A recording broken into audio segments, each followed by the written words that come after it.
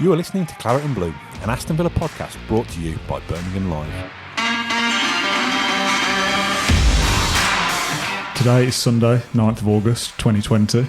10 years ago today exactly, the following statement came out from Aston Villa. I'll read the first line. Aston Villa can confirm that Martin O'Neill has resigned as manager of the football club with immediate effect. When you heard that news for the first time 10 years ago today, what did you think? I thought, I'm in for a busy night tonight. I'm going to have to do a back page lead, 6-page spread for the paper. I love that it's work related, your first thought. It wasn't a surprise that he left. It was a surprise the timing of it. It had been kind of festering away for months since the kind of back end of the previous season. I turned up at Villa Park, all the big Sky vans and the satellite dishes and all this kind of thing. I think it's the last time I've ever been interviewed by BBC Radio Belfast, actually. Was it the first time as well? It was. They don't seem to call anymore. It was such a bad job. Probably couldn't pick through my accent.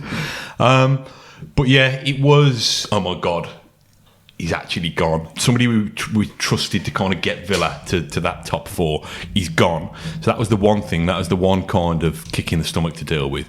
And the other one was exactly that. The season kicks off in 5 days. 5 days. What are we going to do? You start your week with the news that O'Neill's leaving and you're looking ahead to Saturday thinking, we've got West Ham on Saturday. We're starting a season of fresh optimism. We just finished 6th 3 years in a row. This is the year we push on to top four and the manager walks away. It's funny, we're going to debate O'Neill and his legacy and him leaving and what it did for Villa. But that Saturday still had fresh optimism because the dressing room, I wouldn't say the dressing room, when I say the dressing room was split, I don't mean it was divided like there were factions and they were all at war, but the dressing room was split in terms of those who liked him and felt part of his in-crowd and those who just thought, well, we're never going to get a chance. It was a shock. I'd certainly say it was a shock. Obviously being just before, I don't know if I would have played or not. It obviously worked out well for me for that first game of the season because Kev McDonald took over and put me straight in. But when he left, it was because of the divide.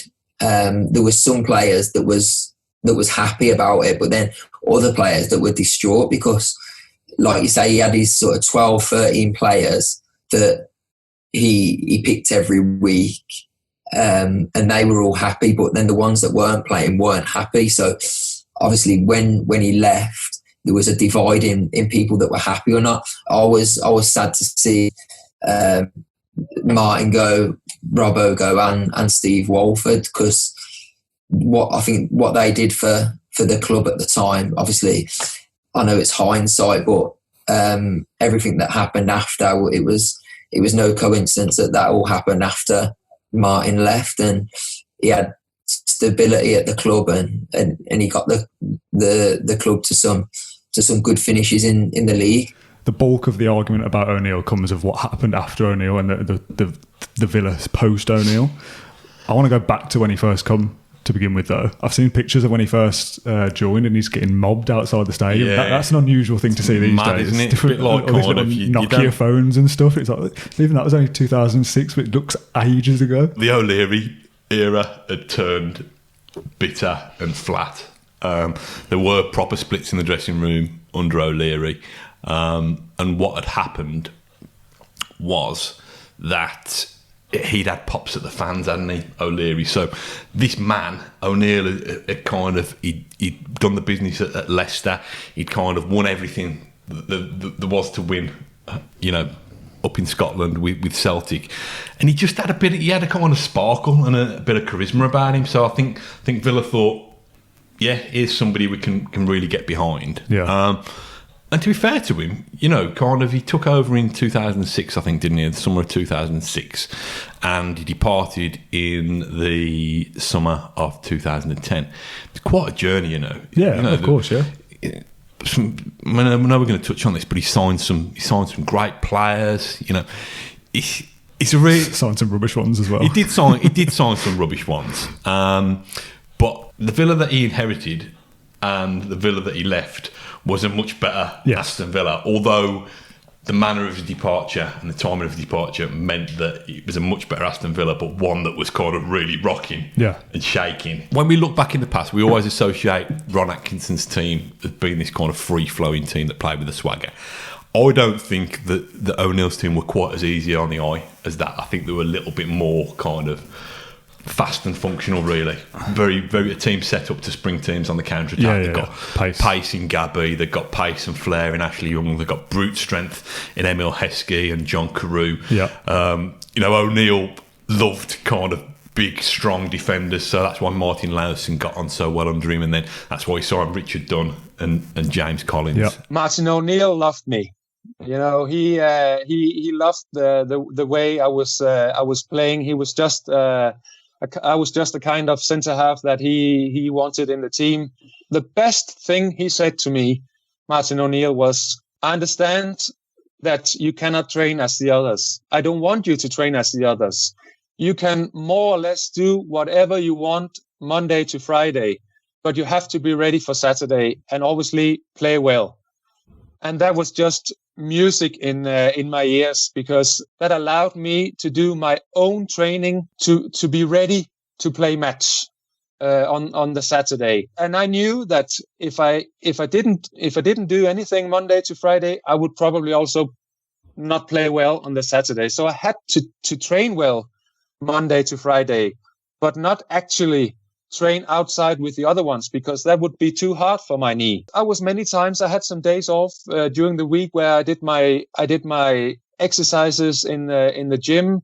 I relaxed, and that allowed me to be ready to play match again 1 week after on the Saturday. And that was my best memory of him saying that. Not only was it good in terms of league positions, but you just felt you were going to be excited. You just felt you were going to see goals.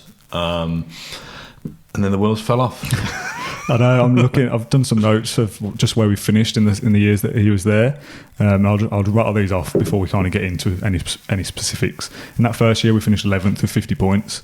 In the second season, 6th with 60 points. Tottenham were 11th that year, and Man City were 9th. Just for context, we jumped right up above them into 6th.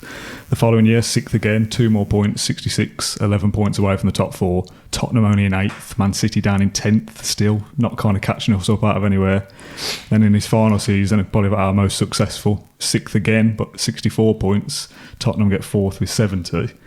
And Tottenham and Man City have jumped right up into 4th and 5th and eclipsed Villa in one season, when it feels like that should have been Villa in those years. We should have made that gap. That's the disappointment. It's like the England nearly team, isn't it? The golden age. It was the Villa golden age, was really. If you made them a couple of signings, of Falcao spring to mind and stuff like that.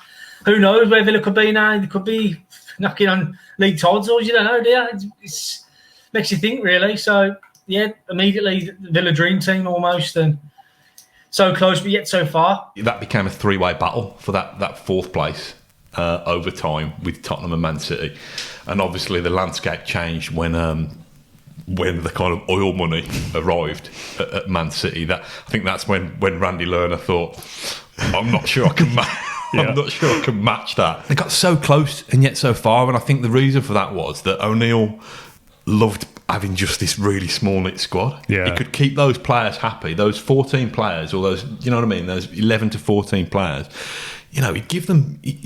They'd only have to train once a week sometimes. He'd give them so much time off. But because he did that, and because he kind of treated them, looked after them, they thought, oh, I like this. This is good. And they gave him everything, which is fine when you're challenging for the top 4 between August and March, when they're knackered. And either we always fell apart, didn't we? The players that you've got are either not motivated to that level, not fit, not match fit because they've barely been involved, or they're just not quite of that standard. That's when it all kind of crumbled. It's a bit like having a substitute teacher at school, isn't it? And you're not going to really have to play by the rules too much, and you'll enjoy your lessons and stuff. But then when the exams come round and you're failing, you think, I wish I just tried a bit harder. Get you with the analogy. I know. Didn't even have to write it down. Rubbing off. I've got a list of the fixtures from the 09-10 season. I've got all these stats are from Wikipedia, but they are all correct. And it's got each match day and where we were in the league at that point. And from match day 16 to match day 28, we were in the top 4, and we dropped down 5th a couple of weeks. But we were in the top 4 consistently. So that's up to the last 10 games of the season.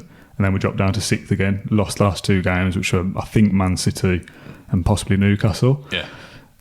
Man City are right there amongst you, going for the same positions you're going for. You've been in that top four pretty much consistently for what Christmas to March, whatever it is, and then again you still don't make it. And I know you have the League Cup run during that time, the FA Cup semi as well, and on paper that's still a great season. You do just look back with some kind of disappointment of what if. Kind of all unravelled because they obviously went to the cup final against United, the League Cup final, and lost that. Damn you, Phil Dowd.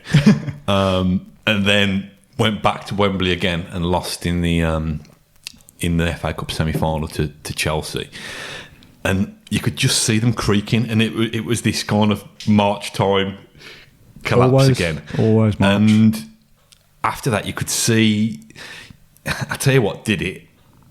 They got battered 7-1 at Chelsea, Stamford Bridge, and by then you could just see that the cracks were starting to appear with O'Neill and some of his players, and O'Neill and the board, O'Neill and the press, to be honest as well. What happened was, I don't know whether I'd been waiting for this. Oh, you're not going to tell me this is your fault? But I'll tell you my part in it. I'm sure it's only a small cameo rather than anything, but I lost 7-1, and I did a fairly kind of brutal match report, because from promising so much, from challenging on 3 fronts, FA Cup, League Cup and the race for the top 4, it all fallen to bits. And we should have done better in the Europa League that year as well. Yeah, we'll get onto that later. So it all fallen to bits, and I did this match report that was it was kind of, because there were 7 goals, I did it around the 7 deadly sins, but each of these sins was a criticism of his management. Game was on Saturday, I think, or Saturday or Sunday. The match report was in the paper on Monday,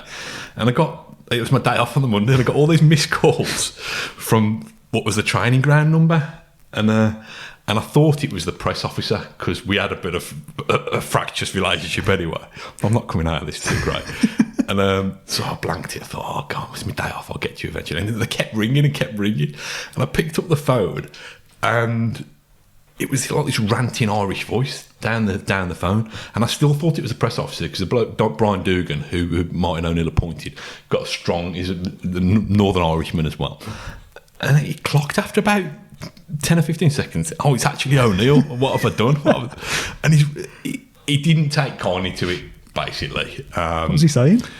Just like, this is the worst personal attack can you repeat it? I've read, and all this kind of stuff. And you think, oh no. Is that piece still available anywhere? I don't know. Don't dig it back out. I'd love to read it. So O'Neill's upset about this. It's kind of a brutal attack on his management. But I think it was fair and honest. And so I thought, what the next time I see him at the press conference at Bodymore, he's going to absolutely rip my head off. Yeah. But the agenda had moved on between that Monday after the Chelsea 7-1 and the Thursday press conference for the next game. There'd been rumours in the Nationals that he was going to walk, and he didn't get on with Lerner, and he was going to. So rather than him taking it out on me at the next press conference, he was having to kind of swat away this rumour that he was going to leave and he was going to walk out and all this, but he didn't swat it away very convincingly. Yeah. So it kind of left more questions unanswered than anything. And from that Chelsea game and that week, and these rumours not being answered, and he kind of answered them like, you'll have to ask the chairman, kind of thing. Classic. It became clear that all was not well. And I remember going to Portugal on pre-season with Villa, and in fairness to O'Neill, considering we'd had words, he was friendly and welcoming enough, but still, when you'd ask him questions about what's happening with James Milner, don't know, have to ask the chairman. You know, you think, since when would we have to ask the chairman or the chief executive anything, Mark? Yeah. You've run this football club yourself for the last 4 years. That's the thing, he was very much in charge of everything, wasn't he, pretty much? So, I mean, petulance is probably too strong a word for it, but the fact that he'd got this kind of standoffishness, you could tell he was sulking. And he knows by that point, surely, of what's going to happen. Well, I think it's my theory on this, and it might be wrong, but my theory on this is that O'Neill, I don't say he was using Aston Villa as a stepping stone in a kind of a nasty way, because people do that with their careers anyway, and they want to progress. But I think he thought that he needed to get Aston Villa into the top 4 if he ever wanted a crack at a Manchester United job or a Liverpool job or something of that scale. And I think at first, Randy kind of thought, "Oh, I'm the new man in town. I'll keep putting the money down, When there's a big world recession, and Randy saw the sheikhs arriving at Manchester City and thought, I can't compete with this.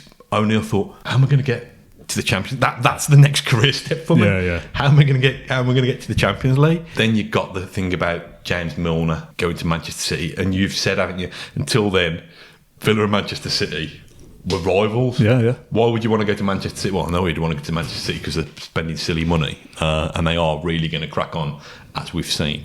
But I think all those things together made him think, well, I'm going to struggle. Not only am I going to struggle to get this team, and it was an aging, tired team in places. Yeah. If you think about, probably talking about the likes of Dunn and Collins, and probably Heskey was going to start creaking a little bit. I'm going to struggle to get us even to sixth again for a fourth year, let alone take this next step. And then, so to me, knowing that, the right decent thing to have done would be to leave at the end of the 2009-2010 season. Yeah. Give Which, somebody, as it was rumoured anyway. Yeah. He could have easily just gone, I've took Villa as far as I can. I'm leaving. Best of luck to the next man. Yeah. And I think by doing that, you'd have probably kind of, all the anger and fury would have been directed towards Lerner and Paul Faulkner, saying, this is the best thing we've had for Villa for years. Why haven't you looked after him better? But the fact that he waited, and whether that's because O'Neill, he's the kind of bloke who'd start a sentence and then change his mind halfway through and not finish it. So whether it was because he could on this podcast, he would actually, yeah. So whether it's because he was like that scatty kind of character, or my more cynical theory that he was an act of sabotage. He comes to see you just on the eve of the season. Do you know, or can you say to this day what it was that caused him to say enough was enough? Well, you'll have to ask him that, Matt, when you get him on the podcast, won't you? But I mean, it was. I don't think he takes my calls, Paul. I mean, it built up, and as you say, when did he leave? I think it was the Monday or the Tuesday. The season starting on a Saturday, so it's pretty unusual, and he felt that the challenge ahead, it wasn't for him. So it was, all I say is, really, it was such a shame. Some years are going to be more successful on the pitch than others, but you're always there or thereabouts, and that was what the hope was. But it wasn't to be. And as I say, I think really sad for all concerned. Can you recall the meeting when he came knocking on your door? I can. Yeah. No, we were over at Bodymore Heath, and Martin came in, and he had a letter in his pocket, and he got it out, read it to me, and left it with me, and off he went. So definitely one that sticks in the mind. I think we were toying with the headline of gone in 60 seconds back then, but was it a little bit longer than that? It may have been 65 or so, yeah. I kind of keep reassessing in my mind whether that's been too harsh. Explain what you mean by that. Well, what I mean about it is what we've touched on before, when we've said that it was hard for him to even emulate or repeat what he's achieved, let alone to take that next step into the Champions League. I think he's looked at that. He's looked at Manchester City growing, on such an upward steep, I was going to say trajectory, but I can't say it properly, trajectory. Good work. He's looked at that, Man City on a steep climb. Yeah. And he's looked at Randy Lerner tightening the purse strings. He's looked at some of his players kind of agitating, not agitating to get away, that's a bit harsh, but some of his players potentially having their heads turned. He's already seen Gareth Barry go to Man City previously. And I think he's thought, I can't do this.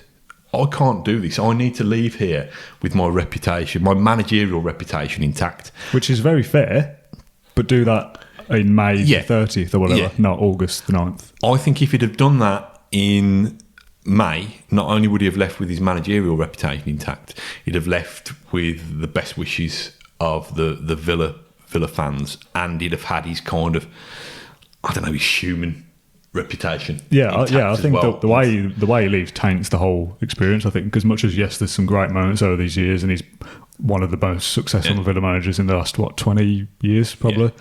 You still look at it and go, but the way you left was horrible. This is put where it this is nicely where on my camera. kind of sabotage theory comes in, because he's thinking, if I can't do that, and I'm Martin O'Neill, Yeah. and for all his kind of whimsical kind of Irish storytelling, raconteur, lovely fella, he's a scary bloke. A bit ruthless. Honestly, there's an ego there. He didn't want anybody else to come and prove that they could do it and they could deal with those circumstances better than him. The last thing he wanted was for his successor to go and get Villa into the Champions League. I don't think he wanted any of his legacy at Villa to be eclipsed by another manager, because I think he thought it would reflect badly on him.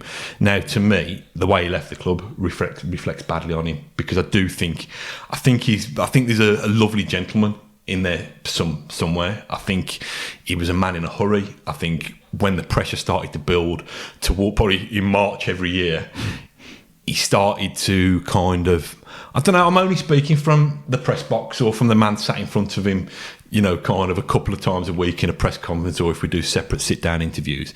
But he kind of seemed to... And that's more than the average fan. Yeah, but he seemed to become like really a real kind of spiky ball. I'm sure he wouldn't mind reminding you, he won the European Cup twice with Nottingham Forest, so he's a born winner. Yeah. And anything that was threatening to get in the way of that, whether it was Randy Lerner because he wasn't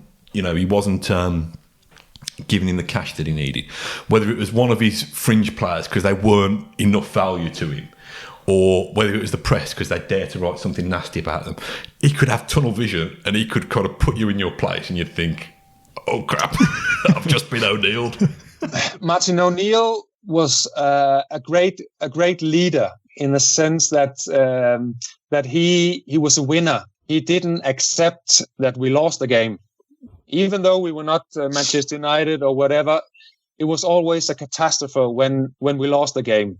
So that was you could feel that, and you didn't want it. You didn't want it to lose. You could lose, but you didn't want it to lose or to disappoint him. So you did everything that you possibly could, because he was after you and the whole team. We had meetings, where we went through what happened there, whatever. He was angry, and it was not nice. You didn't want it. You didn't want that. So you wanted to do everything that you could not to be in that situation on the Monday morning. And then another good thing with Martin O'Neill was that even though we didn't do a lot of tactical training, he wasn't a great trainer in that way, that we did a lot of things like I did with Ancelotti, with AC Milan. If the right back has the ball, you're going to play that up there and you're going to run like this and, whatever.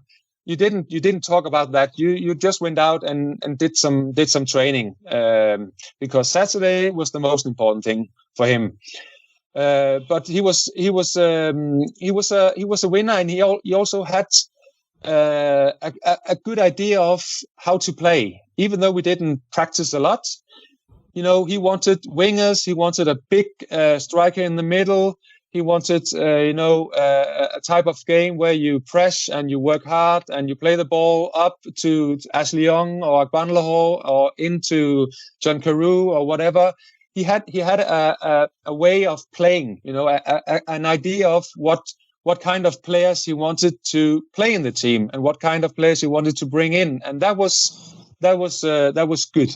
The Moscow thing, we all know what happened at Moscow. That Villa thought they had a chance of advancing in the competition, to get to. Yeah, we should have. Well, they should have, but over time, it's almost as if it was the semi-final of that competition, when I think it was the last 32 or something, so they'd still got some way to go. But what happened was, obviously, played a weakened team, left all his stars at home. And I can understand why, because he relies on them so much. Getting in the Champions League would have been so much more for the club's future than winning the Europa League, although he won the UEFA Cup or whatever it was then. But having done that, having played all the kids and lost the game at Moscow, you've then got to win your next game. Yes. You've got to win your next game, which it all seemed to be going well. They were 2-0 up against Stoke. And you're thinking, okay, Martin, we'll give you this one, because I think if they'd have beaten Stoke that day, if my memory serves me correctly, they'd have opened up an 8-point lead. They'd have been fourth or even third, with an 8-point lead over the team potentially in fifth. And we also played Man City and Tottenham the 2 games after that and lost them both. Yeah. So I remember Glenn Whelan spanking in a last-minute equaliser for Stoke on that game, and it was O'Neill's birthday as well, and he came in. Honestly, you're there singing happy birthday to you. It's like a bloke who's kind of won the lottery and lost his ticket. He was crestfallen. I think O'Neill didn't do himself any favours because he realised that the backlash of Villa fans who, Europe doesn't, it certainly doesn't now, but didn't even then. Well, it's not a something that's routine, is it? It's something that comes along when it comes along. Yeah. And because of the backlash, I think he'd underestimated it, and he apologised. Well, he held a dinner by way of making it up with the fans who had travelled, and I wasn't there. You were blacklisted. But apparently, what he said was, he kind of held this dinner to apologise, but kind of did a speech saying, "I don't need to apologise. I'm the boss." Oh no! So any goodwill that you kind of, your free beef dinner and your He couldn't quite bring himself to even get the apology so out either. So some of the kind of hardcore travelling away fans thought, come on. Those couple of years were the first time I was the main Villa club reporter. I was kind of second in command up until then. So my first 2 years of European football, I got one trip to Rapid Vienna in the preliminary round one year, and then I'm back in Vienna again. It's a lovely place. But I didn't really get to see as much of the world as I was anticipating, to be honest. What are the high moments of the O'Neill era for you? Is there any standout moments? Yeah, we beat Sheffield United on last game of the season. That was his first year, wasn't it? Was his first year? They brought out the kind of proud history, bright future scarves. Oh yeah, there's one sitting in front of me. It's almost like we planned it. So they paraded the European Cup winning squad that day, which was a big thing because they'd all kind of fallen out with Doug. Randy's back, here's our heritage. That was a nice feel-good factor. I think even Patrick Berger scored. I think it was the big wins. He took Villa to the Emirates and won. Gabby scored. I think they won 2-0. Took Villa to Old Trafford, and it's the first time we'd won at Old Trafford in years, probably 30 years or more. Not won there since, have we? No. Gabby scored there as well. O'Leary left that summer, and O'Neill come in, and O'Neill was addicted to me. It was like, wow, like you're quick, you're in, basically. Do you know what I mean? He was in, loved youth and pace. So a lot of players sort of left, and it was basically built a team around, I think for the first season, Luke Moore on the left, me on the right, and Gal in the middle. Do you know what I mean? It was like 4-3-3, and I didn't enjoy playing right wing, but I done okay there my first season, being as a right winger because of the pace. And I just remember being more comfortable when Martin O'Neill coming around it because I'd had 6 months experience of being a first team player. The big Blues 5-1. Yeah. And you got Carew and Gabby and Ashley Young all on target. It was going to Villa Park with an expectation that you're going to win football matches. Yeah. And that hadn't happened between John Gregory leaving and Martin O'Neill's second or third season. You actually thought, we're going to win today. Yeah, 100%. And I think probably, and O'Neill would, if he'd ever sit down with me again, O'Neill would probably tell you this, that I think he was probably a victim of his own success because he'd kind of engendered that kind of feeling that we thought we were going to win every week. As we know now, look at Villa and 3 sixth place finishes in a row, European football, even if it's only in the very early rounds. They would beat Ajax in one season. Yeah. There was some good moments in Europe as well. The Blackburn semi-final as well. 6-4 was it? 6-4. I think there was a seven game winning run away from home where they won 7 games on the spin away from home, which was remarkable really. And I think it might have been the game that clinched it. I think that record. I think they won away at Blackburn, and that night, on that Saturday night, I think there were five players called up for England from the Villa squad. Yeah. So Heskey, Stephen Warnock, Ashley Young, whether it was Barry or Downing, I can't remember, Milner potentially. And you thought, we're actually a top team now. We're actually can compete and can challenge. And O'Neill did that. O'Neill made that happen. Let's not let's not pretend he wasn't bankrolled by massive money from Randy Lerner's family fortune, but we've seen clubs squander big money before and still not be able to compete. I think the issue for O'Neill was, if we're talking recruitment, the issue for him was he didn't quite know what he wanted from his support cast. So he'd sign Luke Young as a right back and play him as a left back, and put Nigel Reo-Coker at right back. Queller played right back as well, didn't he? At right back. You got these kind of players who have looked really good elsewhere, and they're just kind of discarded fringe players for Villa. I think you mentioned, didn't you, about signing Heskey when they could have signed Falcao or any other top goal scoring striker. I think that was a big factor. One of the biggest frustrations for me of Aston Villa in the last 10 years, and there has been a lot, is the fact that Darren Bent arrived probably 6 months. 6 months too late, because Darren Bent in that team, when you've got the supply lines from Ashley Young and Stuart Downing, or you've got the kind of Bent and Gabby up front would have been scary. You've got the kind of midfield nous of Milner, Gareth Barry, who can pull the strings and got the energy to get up and support. And it's just, it's a real sliding doors moment. I want to talk about a point I've seen raised on Twitter about him leaving. And I don't know whether I buy this, and I've spoken to Ash about it as well. Was the way O'Neill left 5 days before the season the beginning of the downfall that we saw for Villa? Can you blame one decision on a 10-year decline? He just wanted to spend, which is what you have to do if you want to get to that level, I guess. But once the plug was pulled, he was having none of it. He basically said, I can't do this job no more. If you're going to sell our best players, I can't do it. I can't. So it's a tough one to say, because obviously Gerard Houllier did such a decent job. He got Villa to 9th in the end, let's not forget. That was after coming quite late as well. So that was only first full year. So who knows if Gerard Houllier stuck around. It's easy to point the finger saying the slide was down to Martin walking out.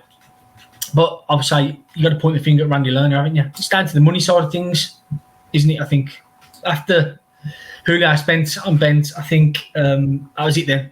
No more coming from Mr. Lerner. So down to the owner for me. I think he had enough by then. He realised Villa couldn't reach that level they did before. So I think I'm going to point toward Lerner myself and save O'Neill there.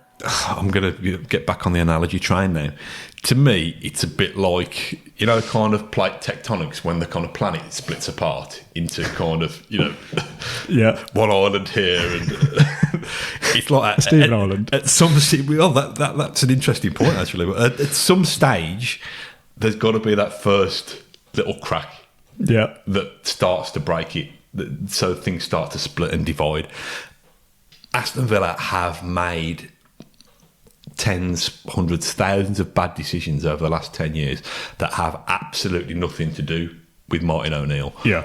But having said that, if he hadn't have left in the way that he did, then a lot of those decisions would have been avoided, because Villa would have been on a more stable footing to plan. If you're looking at it kind of objectively, you can understand why he would have been frustrated as well, because he's looking at Man City and Tottenham thinking, well, they're spending money, I'm not getting the money now that I used to be getting. Then on the other hand, you look from Lerner's point of view and think, well, I've given you money to spend over the years, and you've give Habib Bey 50 grand a week or whatever, and you've had money and wasted it. So you can see both sides of the argument. I think if we'd have spent the money more wisely during those years, and maybe we were a bit more forward thinking as having a kind of sporting director kind of role back then, maybe we'd have invested wisely. See, I don't think it would have fitted. It wouldn't have worked. But I think one of the Villa's giving him too much trust to let him do his own thing is ultimately led to our downfall. I think the reason for that was, I think Steve Stride was moved out of the way too soon. Who'd got a kind of vast contacts book and knew football inside out. And I think if Steve Stride would have stayed in there and almost kind of mentored Paul Faulkner and taught him the ways, and kind of almost had a successor, I think it'd have been fine. But Steve Stride moves out of the way. Paul Faulkner is a little bit green still.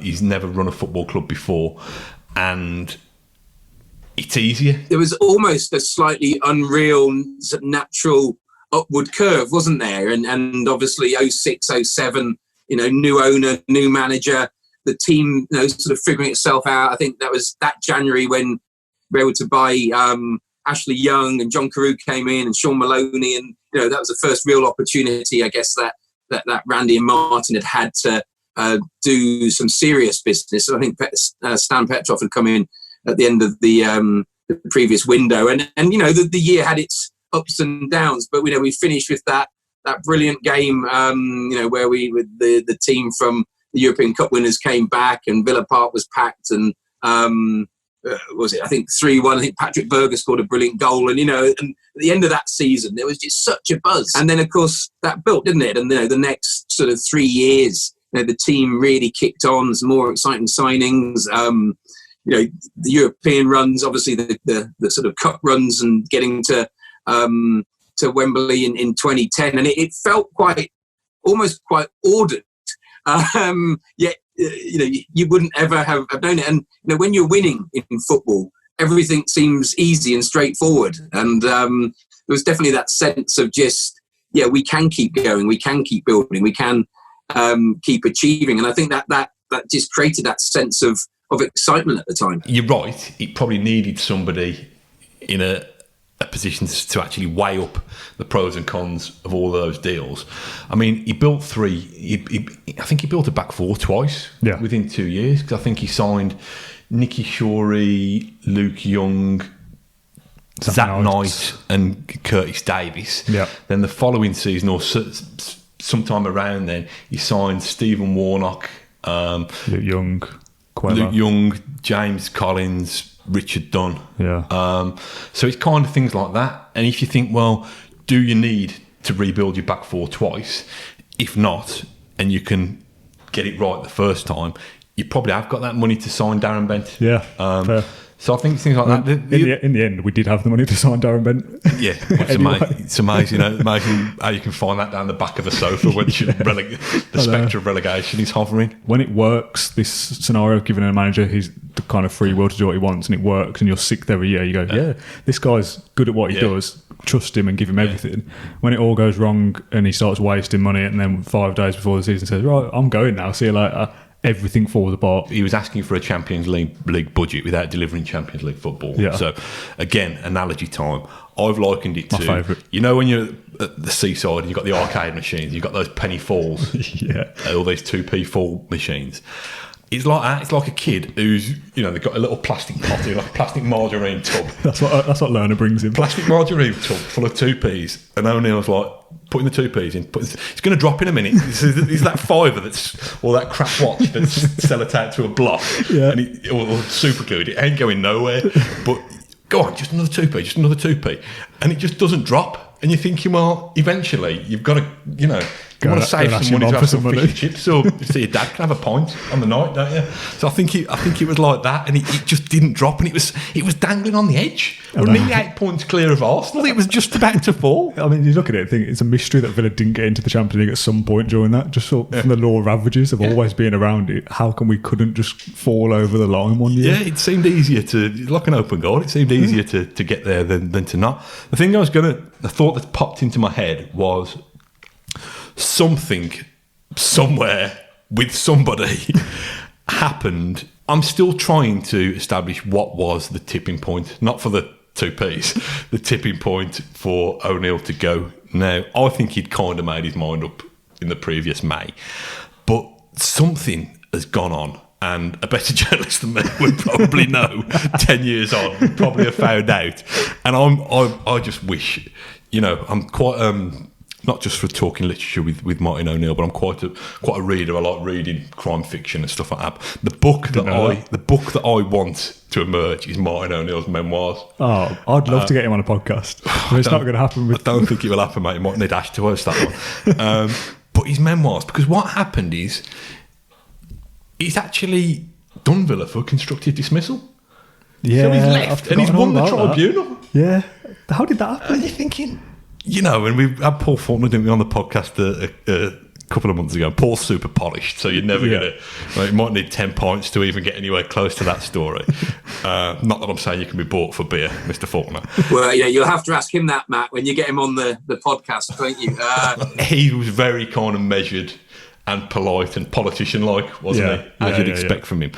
But I think they must have been reeling from that, because for O'Neill to kind of leave the club on such a shaky footing, and then them to get the blame for it when they'd given him absolutely everything they could there's to a great point. Netflix documentary in there somewhere, isn't there? The story of what happened to Martin O'Neill. I'd love to, like I say, I'd love to read that book. I'm not sure. Listen, I don't know whether these things come with no non-disclosure agreements or what. You should imagine it probably would have come out by now. Yeah. 10 years on. There's a 10-year limit, and we're waiting. Maybe, maybe O'Neill's after a big Christmas bonus in the Christmas book market. But I suppose the obvious tipping point you could say was the Milner sale. That they would have known before it actually happened. He's going to go at some point in the next week or two. So he obviously played in his last game for against West Ham. O'Neill finds out for definite on the Monday or whatever he's going. So he goes, right, that's it, I'm gone. But they would have known that he was going to be leaving before then, you would assume. Yeah. And I still think that O'Neill had feelings of, I've done all I can here, I should probably leave. But if Milner stays, does O'Neill stay then as well? Or is it... Could you really put it down just to that? I think the damage has already been done by then. The only way O'Neill stays is if his kind of tired and weary squad is given fresh funds to bring the third back four in. Yeah. I think he would have gone eventually anyway. 5 days before the end of the season. It's shameful, isn't it, really? It is. If there's a flashpoint that has happened on that night and it's forced the issue and it's just appeared out of the blue, fair enough, but this is kind of dragged on and on and on and on and on. Yeah. And you could have left at any point. You could have left 6 days. Oh, yeah. Or 7 days. Yeah. Any earlier than he actually did it would have been better for Villa. I saw a clip of him in our archive somewhere when he was Sunderland manager. I think it was the first time he'd come back to play us since then. And again, as much as you kind of hope after the fact that they'll come out and say something, he's always just been kind of, I enjoy my time there, big club, blah, blah, blah. It's like, give us something more, Martin. Give us the details. What happened? The fourth year was, I turned a little bit sour, I must admit, and which is unfortunate. Ironically, it happened to be our most successful year as well, too. Finishing, I think it's about 6 points off Champions League, FA Cup semi-final and League Cup final. I have very fond memories of the place, but I must just say I'm part of Aston Villa's past now, and I hope to be part of Sunderland's future. Are you trying to cue up my Sunderland story? Is there a Sunderland story? Go on then, hit me. He came back for the first time with... I was queuing up that clip is what I was doing. Oh, right, sorry, I've trampled it then. Go for it. He came back with Sunderland, and I think, check this, I think it was a 0-0 draw, and Craig Gardner got sent off in the final minute, I think. And I'm not gonna name names here. Well, I'll get to them in a minute. But anyway, basically, and there's a picture of Craig Gardner getting sent off in the match. Great knowledge. Basically, O'Neill came in, did his post-match press, and I thought, I'm gonna ask him something here. He didn't like me. That's his prerogative. I don't know what's up with him. But he didn't like me, and I was probably intimidated of him to a point. And so he come in, did his press conference, answered a few questions about the sending off and all this kind of thing. And during one of his answers, he mumbled the word sorry, and I thought, right, I'm going to seize upon this. And I said to him, so I'd let everybody else have their questions out of the way, so I wasn't ruining the press conference for everybody. And I said, just yourself. Excuse me, said the word sorry during one of your earlier responses, but I couldn't quite make out what you were saying. I said, were you apologising for the timing of how you left, the timing and the way that you left Aston Villa? And he kind of got off out of his seat and started pointing at me and saying, if you don't mind, I won't take a question from you. And I thought, normally I kind of think of a wisecrack or something, like something smart ass after the event, but I was quite quick then. And he said, if you don't mind, I won't take a question from you. I said, no, I don't mind. Can I just invite one of my colleagues to ask it on my behalf? And he just got up and stormed out. And the press officer, she's on Sunderland till I die, actually, one of the communications chiefs up there, she kind of looked over at me as if to say, what have you done? But to add to that story, and I won't name who it was, there was a former player and a journalist from this patch who had been up in the hospitality lounge that afternoon. Together. Yeah, so they'd had a few drinks and they came in and kind of caught the end of that. And they were like, they were just like you could see the shoulders shaking. You're thinking, but I'd love to have a guess at who that is, but I'm not going to. No, you might give it away. But we do serious journalism as well. Yeah, so I love that story, by the way. But I want to kind of wrap up because I thought this would be a short episode, but I kind of forgot how much there is to talk about O'Neill's time there because we went through so much in a relatively short space of time, really. When you look back now, with 10 years have passed, I've gone from a 15-year-old kid when he left to 25 or almost. How's your perception changed over him? You're much older than you were then. You're a much more experienced journalist. Would you have acted the same way with him then? Is there anything you'd have done differently? Do you assess his time at Villa now with a bit more kindness? I think with the greater distance that you have, you see that it was an achievement because of what's followed. But my biggest concern or regret is that it didn't end well for either party, did it? Yeah. Because Villa, as we know, it's been a circus at times. There's been kind of shoots of recovery, and it's been up and down, but mostly down. And Villa didn't come out of it very well at all. And like I say, that's not all O'Neill. There's been a lot of decisions independent of him that have been made badly. But I don't think O'Neill's come out of it that well. Yeah. Really. He had a little dabble with Sunderland, but Sunderland fans would probably argue that they are, but Sunderland aren't on the scale with Aston Villa, in my rather biased, humble opinion. And what was he ever going to achieve at Sunderland anyway? He's had, I suppose you can say, well, I've gone on to be an international manager with the Republic of Ireland, but again, I think he'd have probably thought he was future England manager material at some stage. Well, yeah, if you were telling Martin O'Neill in probably 2008, after Villa, you'll go to Sunderland, Republic of Ireland, and then Nottingham Forest for a month or whatever it was. He'd have gone, bloody hell, what went wrong? Yeah, he'd have probably stayed. If you'd told him that on August the 9th, 2010, he'd have said, okay. I'll put that reservation back just in my pocket. rip that piece of paper up, stick it in the bin with the Birmingham Mail match report in, and let's get on. If you could wind the clock back, and he would have stayed for that season. Yeah. And Villa would have still kind of fallen away from the position that he got them to previously. How would that have felt? Would that have tainted his legacy? A little bit. I wish I was clever enough to think of a good analogy, but I definitely can't. I almost feel like because he had some good times and finished sixth, and we'd had the cup final the season before and all those kind of things, if we'd have then struggled for that entire season and been around the bottom three but survived around 15th or whatever, I'd maybe almost be looking at it thinking, poor Martin O'Neill. Remember when he used to be good and now he's struggling with it?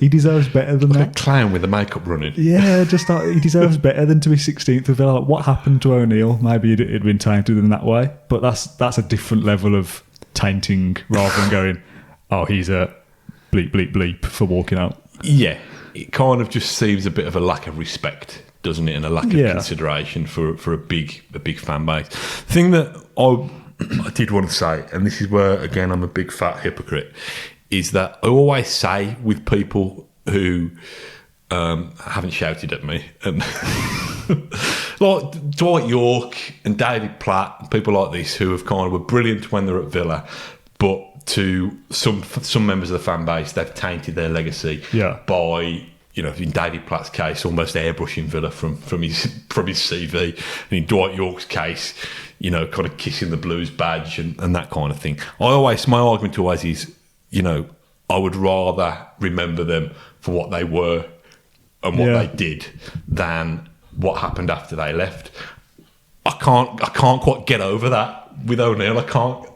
That's different though, I think, because him, like those examples you've just given there, is what they've done after Villa and with other clubs, whereas the O'Neill decision still affected Villa. Yeah. If O'Neill had gone to just left normally, or left in the way he did, then went to Sunderland, Sunderland, a massive club, kissing the badge of Sunderland, I wouldn't be bothered about that because he's a Sunderland thing then. The thing that he did with Villa walking out affected Villa directly, whereas somebody going somewhere elsewhere and kissing a badge, it's annoying, but it doesn't affect Villa in any way. I hoped that time would have been a great healer. Now I think it's just sadness, I think, is the overriding emotion now because I don't know if it's sadness. It's sadness for me because if it had been O'Neill left Villa and then went and won the Champions League with Sunderland or with Manchester United or whatever, you'd have thought, oh, you absolute. But it's sadness because, you know, together, albeit there was kind of three in that relationship, Martin O'Neill, Randy Lerner and Randy Lerner's checkbook, together they were so good. They were hailed as the perfect manager-chairman combo for a while, and look how they've built this kind of big city football club back up to become a superpower. And it didn't need to break up like that. So that's why I'm sad, because nobody's benefited. Nobody at all has benefited from it. Yeah, they've made bad decisions after 2010 that still go on to affect what happened to Villa during that time. O'Neill Lerner was there for another 5 years and made 5 years worth of bad decisions pretty much. That's what led Villa to be relegated, not O'Neill walking out in 2010. That was just life, isn't it? We'll never know the extent of what those conversations were. There's a handful of people in the entire world that know exactly what happened 10 years ago today, and we've spoken to one of them and he didn't really tell us anything. Great journalism. So I'd just love to know the full details. I'd love to see a chat between Randy Lerner and Martin O'Neill 10 years on and have it out and find out all the little details. It's never going to happen, and we'll live in hope of putting our own narrative Netflix onto it. behind it. We need their budget to persuade to get Lerner and O'Neill to break their silence. Yeah, someone fly us over to the States and we'll do a podcast with Randy Lerner. Imagine that. But yeah, it's just one of those, isn't it? I'm pretty over it 10 years on, I think. I'm interested to see what people watching think. They can obviously leave comments, can't they, and tweet us and whatever else. I want to hear what people think. Is Martin O'Neill, what you said, anti-O'Neill or pro-O'Neill? Where are you 10 years on? I'd be quite interested to know. I think there's more anti-O'Neill would be my bet. Yeah, we'll see. I think, like you said, it's probably a generational thing. People who have not seen Villa achieve much success, probably the O'Neill reign. People of your generation's probably as good as it got. But yeah, leave your feedback in the comments on YouTube and on several podcast platforms and providers, on social media. Copy us in. As ever, thanks for your support, and until next time, up the Villa. Thank you for listening to Claret and Blue, an Aston Villa podcast. If you enjoyed today's episode, then please let us know. We love hearing your feedback. We'll be back soon with another episode. Until then, up the Villa.